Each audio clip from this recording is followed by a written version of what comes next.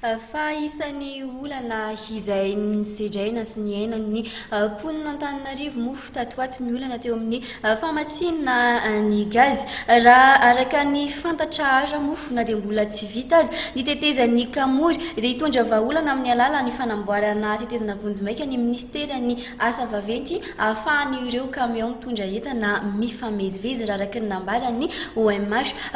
Vinavinaina iverina amin'ny laoniny amin'ny farany herinandro iny araka izany ny famatsiana gazy eto andrenivohitra.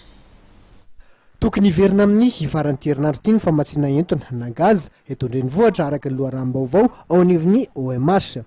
Efa nilaza tokoa ny ministeran'ny asa vaventy ho hatrany loharanom-baovao fa manoloana ny asa fanamboarana ny tetezan'ny kamory dia asiana familin-dalana eo anivon'ny toerana fivezivezem-pitatitra eny amin'iny lalam-pirenena fahaefatra iny mba hahafahandreo ho fiara lehibe mpitatitra gazy manao ny asany.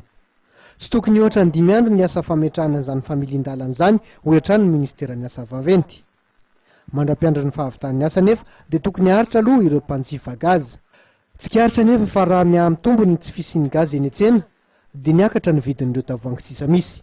Varotana ray ariary tokoa amin'izao fotoana izao ny tavoahangina gazy milanja 12 kilao raha toa ka 503 ariary izany teo aloha. Etsin-danin'izany dia niakatra ihany koa ny vidin'ny kitapona arina eny amin'ny fokotany sasatsasany ary efa mahatratra 2 alina ariary izany arakaraky ny halehibeny.